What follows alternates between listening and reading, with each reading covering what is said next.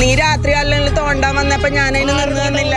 ഇതിനകത്ത് കിടപ്പുണ്ട് Sunny, complete message ഇവിടെ കിടപ്പുണ്ട്. നാട്ടുകാർ മുഴുവൻ അറിയണം. ഇഷ്ടമല്ല തോണ്ടാനും പിച്ചാനും വന്നിട്ട് ഞാൻ നിന്ന് നടന്നുണ്ടോ? പല തവണ വന്ന് താൻ എന്നെ ഉപദ്രവിച്ചിട്ട്. റോഡിൽ നിന്ന് മഴവെള്ളം കയറാതിരിക്കാൻ സണ്ണി മൺതിട്ട നിർമ്മിച്ചതാണ് പ്രശ്നങ്ങളുടെ തുടക്കം. ചേച്ചി ആൾക്ക് അവിടെ പൊക്കാം, അവിടെ പൊക്കിയാൽ വെള്ളം കയറിയില്ല. ഇത് ഈ മെറ്റൽ ഇവിടെ ഇട്ടിട്ട് പൊക്കേണ്ട കാര്യമുണ്ട്. ഇത് റോഡിന്റെ ഒപ്പത്തിനെ വെച്ചേക്കണ. വീടിന്റെ മുൻവശം എന്ന് പറഞ്ഞാൽ അവിടെ വരുന്നുള്ളൂ. റോഡിലേക്ക് ഞാൻ ഒരു ഇഞ്ച് കയറിയിട്ടില്ല. എന്റെ വീടിന്റെ റോഡിൽ കയറിയില്ല. ഞാനിത് പണ്ടേ നിങ്ങൾക്ക് ഞാൻ പണ്ടേ ഇവിടെ ഒരു സാധനം ഇടാറില്ലേ, അതിപ്പോ ഹൈറ്റ് കൂട്ടിയെന്നുള്ളൂ. ഇത്തരത്തിൽ മൺതിട്ട നിർമ്മിക്കുന്നത് ഞങ്ങളുടെ വീട്ടിലേക്ക് കൂടി വെള്ളം ഇരച്ചെത്തും എന്ന് ശ്രീജ പറയുകയും അതുകൊണ്ട് ആ മൺതിട്ട തകർക്കണം എന്നുള്ളൊരു നിലപാടാണ് ശ്രീജ എടുത്തത്. റോഡില് വെള്ളത്തിന്റെ സ്വാഭാവികമായിട്ടുള്ള പോക്ക് തടയാൻ പറ്റില്ല. ഇത് വെള്ളത്തിന്റെ പോക്കൊന്നല്ല. നിങ്ങളോട് സംസാരിച്ചിട്ടില്ല, ഞാനിവിടെ മെമ്പർ അടുത്ത് സംസാരിച്ചു. ഈ വിഷയത്തിൽ വാർഡ് മെമ്പറായ ബിന്ദു സുധാകരൻ മധ്യസ്ഥതയ്ക്ക് എത്തുകയും ചെയ്തു. മധ്യസ്ഥത പറഞ്ഞെങ്കിലും പ്രശ്നം രമ്യമായി പരിഹരിക്കപ്പെട്ടില്ല. കാരണം സണ്ണിക്ക് അനുകൂലമായിട്ടാണ് മധ്യസ്ഥയ്ക്ക് എത്തിയ ബിന്ദു സുധാകരൻ നിന്നത്.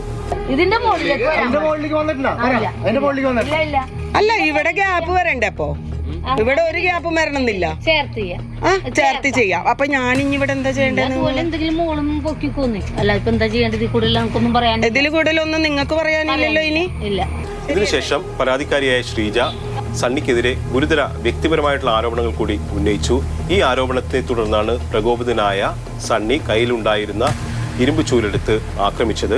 ആദ്യം കഴുത്തിലും പിന്നീട് കണ്ണിനു നേരെയും ആക്രമണ ശ്രമം ഉണ്ടായി. ഇഷ്ടമതിനകത്ത് കയറി വന്ന് താൻ എന്നെ കൈവച്ചത്. പിന്നെ ഞാനതിന് നിന്നേരാത്തോണ്ടല്ലേ പല തവണ വന്ന് താൻ എന്നെ ഉപദ്രവിച്ചിട്ടുണ്ട്. കഴുത്തിനു നേരെ ഇരുമ്പ് ചൂല് കൊണ്ട് കുത്താൻ ശ്രമിക്കുകയും ആ ചൂല് കൊണ്ട് കഴുത്തിന് മുറിവ് ഏൽക്കുകയും ചെയ്തു. എന്നാൽ കണ്ണിന് നേരെ വന്ന ആക്രമണ ശ്രമം തടയാൻ കഴിഞ്ഞു എന്നുള്ളതാണ് ശ്രീജ പറയുന്നത്. പോലീസിൽ പരാതി നൽകുകയും പോലീസ് സണ്ണിക്കെതിരെ കേസെടുക്കുകയും ചെയ്തു. മാരകായുധങ്ങൾ ഉപയോഗിച്ച് മുറിപ്പെടുത്തി എന്നുള്ളതാണ് വകുപ്പ്. എന്നാൽ സണ്ണിക്കെതിരെ വധശ്രമത്തിന് കേസെടുക്കണം എന്ന നിലപാടിലാണ് ശ്രീജ. ഇത്രയും മൂർച്ചയുള്ള ഒരു സാധനം വെച്ച് എൻ്റെ കഴുത്തിന് കുത്തിയിട്ട് ഈ മെമ്പർ കൗൺസിലറുടെ ഒക്കെ സാന്നിധ്യത്തിൽ ഇവരൊക്കെ എന്ത് പൊതുപ്രവർത്തകരാണെന്ന് എനിക്കറിയില്ല. ഇട്ട് കുത്തിയിട്ട് അതും കഴിഞ്ഞ് രണ്ടാമത്തെ കുത്തിനെ ഞാൻ തിരിഞ്ഞിട്ടില്ലായിരുന്നെങ്കിൽ എൻ്റെ കണ്ണിലോ വേറെ എവിടെയെങ്കിലും പറ്റിയിരുന്നെങ്കിൽ ആര് സമാധാനം പറയും?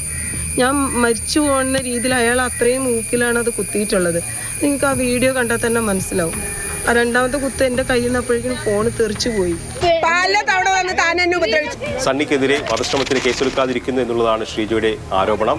ഈ വിഷയത്തിൽ മണ്ഡലം MLA കൂടിയായ മുഖ്യമന്ത്രി VD സതീശന് പരാതി നൽകുമെന്നും ശ്രീജ അറിയിച്ചിട്ടുണ്ട്. മാതൃഭൂമി ന്യൂസ്, കൊച്ചി.